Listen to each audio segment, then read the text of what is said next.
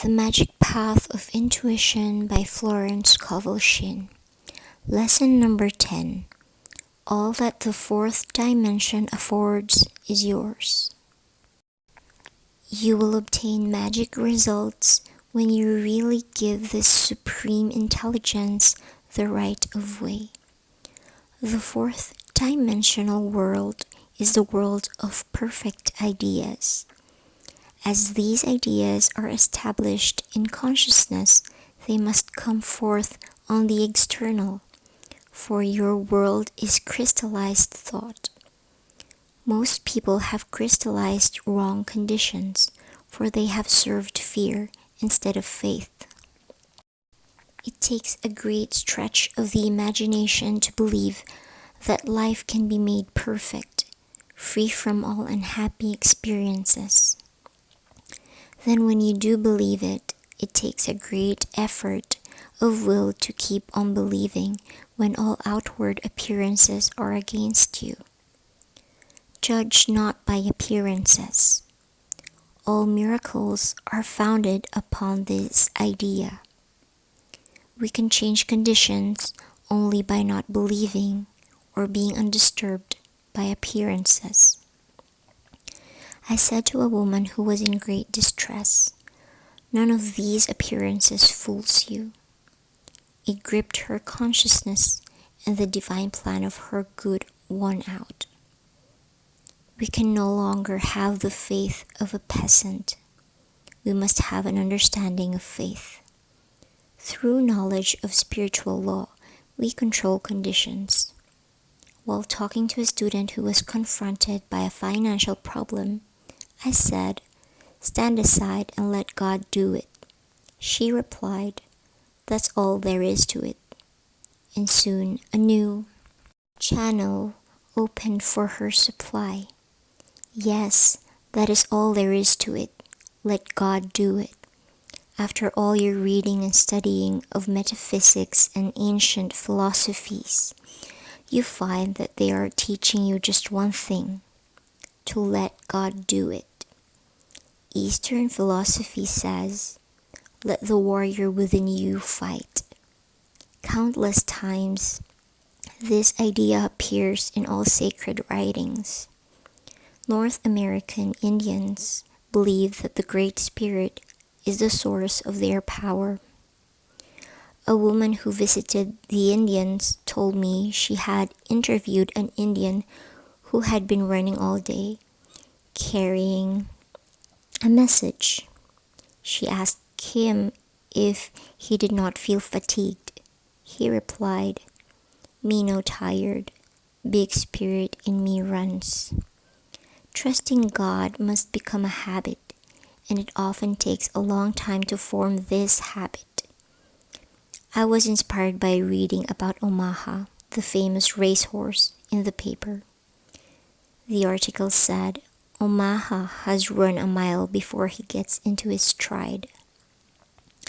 I said at one of my meetings, "There are a lot of Omahas in this room. You have not yet got into your spiritual stride, but I see you winning your race in the twinkling of an eye." Often discontent keeps you from getting into your stride. You are dissatisfied with yourself and conditions. You wish you were someone else. How beautiful, how wonderful to be a beautiful movie star or an heiress of countless millions. On one of my trips to London, I saw advertised the wonderful title of a song. It was called "I'm Tickled to Death, I'm Me." The first start towards success is to be glad you are yourself and know that the ground you are on is holy ground and that you expand into the divine plan of your life. In the divine plan, every righteous desire of the heart is satisfied. You are the leading lady in your life scenario. You never take a back seat in the fourth dimension. The divine plan unfolds through following intuition. Claude Bragdon says, To live intuitively is to live fourth dimensionally. The magic path leads you out of the house of bondage and into your promised land. It is the path of destiny, where your failures are transmuted into successes and handicaps prove stepping stones. I heard the following story over the radio, which gives a wonderful example. A man who could neither read nor write tried to obtain the position of janitor in a public school. They refused him on account of his illiteracy. So a friend got him a position selling cigars. He became very successful, selling hundreds of cigars, and deposited the money in the bank with the aid of a friend who wrote the deposit slips. After a number of years, he found he had deposited $30,000 and decided to draw some out. The paying teller said, "Write a check for the amount you want to draw out." The man replied, "I can't read or write." The paying teller was amazed and exclaimed, "Good Lord, man, you have accumulated $30,000 without an education. Where would you have been if you had been able to read and write?" The man replied, "I would have been a janitor in public school number 1 in Hyde Park Corner in London. People are permitted to mount soapboxes, collect an audience, and express their views on any subject, religious, political, or personal, saying just what they please regarding the reigning family. The government thinks it is a good way to allow them to let off steam.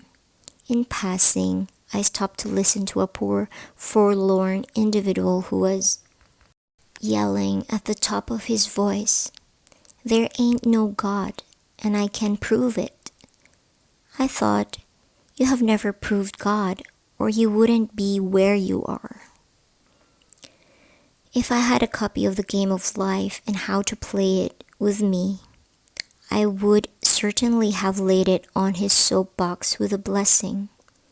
We prove God by showing active faith, which puts to flight all adverse appearances. There is nothing left out in the fourth dimension. I have often been asked, if the infinite intelligence supplies all our needs, why is it necessary to pray for anything? I answered, because that is the law. Man must make the first move. You must press the button in order to turn on the electric light. Many people never make big demands on the universal supply. They think it is asking too much. One woman came to me and asked, "Is it wrong to ask for the things that you really want, or should you just ask for necessities?" I replied, "What are the things you really want?" She said, "Love and beauty." I replied, "If you desire them, they are necessities. When you have the fixed idea there is only one power in the universe, all appearances of evil will disappear from your world. Trouble comes from a belief in duality, good and evil. In getting a demonstration, we must know that the infinite intelligence is the only power. Evil comes from man's vain imaginings. I was in a restaurant with a friend who spilled something on her dress. She was sure it would leave a stain. I said, we will give it a treatment. Evil is unreal and leaves no stain. There was never the slightest stain left on the dress. You couldn't tell where the accident had happened. In the fourth dimension, evil has never been registered. It is only in your mind that man experiences loss, lack, failure, sickness, sorrow. Often people go through life resenting and disliking some particular person, thereby keeping the unhappy situation alive and harmful to mind, body, and affairs. A woman came to me full of resentment toward her niece. Whatever her niece did irritated her. She said, "All I can think about is how badly my niece cleans her silver." It seemed a trivial matter, but it was reacting on her in the form of rheumatism. I said, "Send her love and goodwill, and don't give her any advice. Let infinite wisdom illumine and direct her." Much to her surprise, her niece gave the silver a wonderful shine and changed in many ways. You will obtain magic results when you really give this supreme intelligence the right of way. The tide has turned to stay, for God has right of way. The tide has turned to stay, for God has right of way. I gave this affirmation when I was speaking in California. A man in the audience came to me after the meeting and said, "That is a marvelous affirmation. I am an engineer and I know what it means to have the right of way. Desire is a tremendous power and must be rightly directed. You may desire the wrong things and conditions, so to give the supreme intelligence right of you, you must say, 'I desire only that which God desires through me.'" Say it out loud. "I desire only that which God desires through me." Again, "I desire only that which God desires through me." The wrong desire will fade out and be replaced by the right aspirations. As you look back, you will say, "Thank heaven I didn't get the things I desired so much when I was 18. Or, I wish I hadn't gotten the things I wanted at 22. You make sure your wishes are foolproof by saying, "I desire the divine ideas only to come to pass, under grace and in perfect ways." Again, "I desire the divine ideas only to come to pass, under grace and in perfect ways." One more time. "I desire the divine ideas only to come to pass, under grace and in perfect ways." I say in the game of life and how to play it, that health, wealth, love, and perfect self-expression are the square of life. See first the fourth dimension, and the perfect plan of your life will come to pass. You will fill the place that you can fill, and no one else can fill it. Righteous desires of the heart, no matter how extravagant or seemingly unattainable, will be added unto you. Ask, and it shall be given you. Seek, and ye shall find. Knock, and it shall be opened unto you. Matthew 7, verse 7.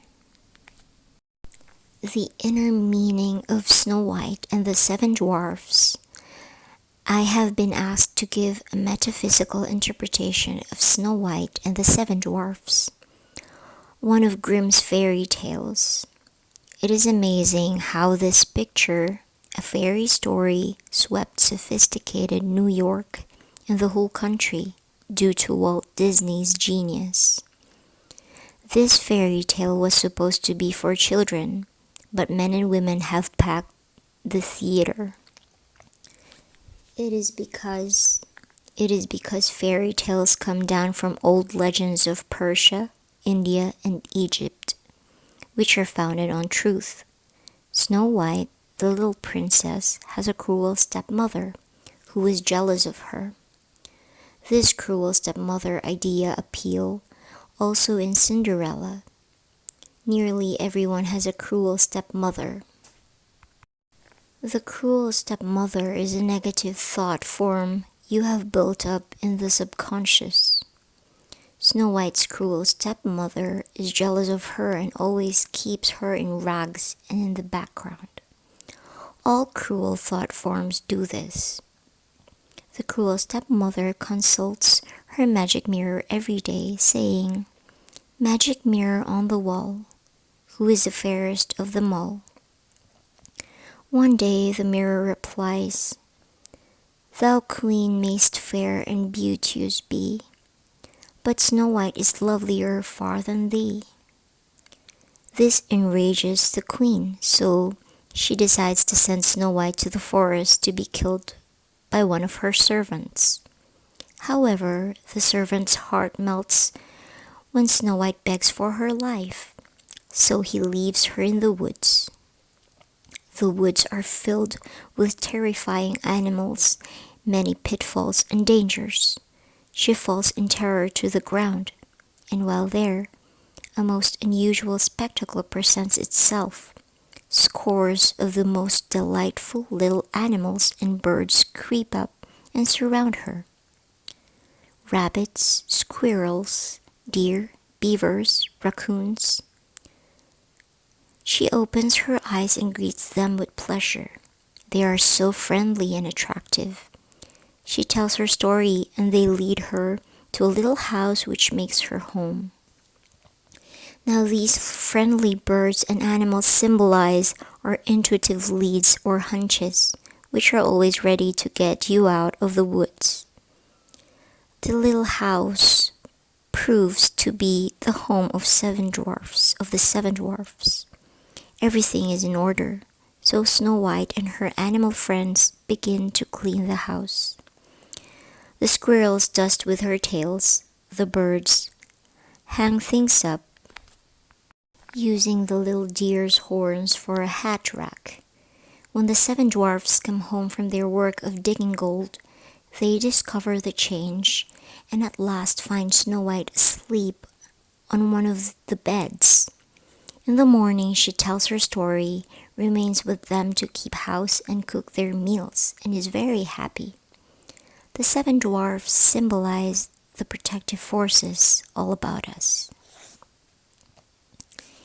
In the meantime, the cruel stepmother consults her mirror, and it says to her, "Over the hills in the green wood shade, where the seven dwarfs their dwelling have made, there Snow White is hiding her head, and she is lovelier far, O queen, than thee."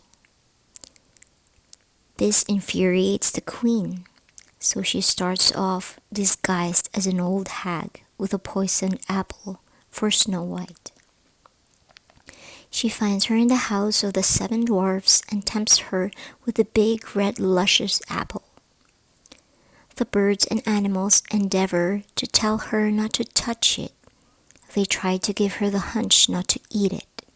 They rush around in dismay, but Snow White can't resist the apple. She takes one bite and falls, apparently dead. Now all the little birds and animals rush off to bring the seven dwarfs to the rescue, but too late. Snow White lies lifeless. They all bow their little heads in grief. Then suddenly the prince appears, kisses Snow White, and she comes to life. They are married and live happily ever after. The queen, the cruel stepmother, is swept away by a terrific storm. The old thought form is dissolved and dissipated forever. The prince symbolizes the divine plan of your life. When it wakes you up, you live happily ever after. This is the fairy story which has enthralled New York and the whole country. Find out what form of tyranny your cruel stepmother is taking in your subconscious. It is some negative conviction which works out in all your affairs. We hear people saying, "My good always comes to me too late. I've lost so many opportunities." We must reverse the thought and say repeatedly, "I am wide awake to my good. I never miss a trick." Again, "I am wide awake to my good. I never miss a trick." One more time. "I am wide awake to my good. I never miss a trick." We must drown out the dreary suggestions of the cruel stepmother. Eternal vigilance is the price of freedom from these negative thought forms. Nothing can hinder, nothing can delay the manifestation of the divine plan of my life. The light of lights streams on my pathway, revealing the open road of fulfillment.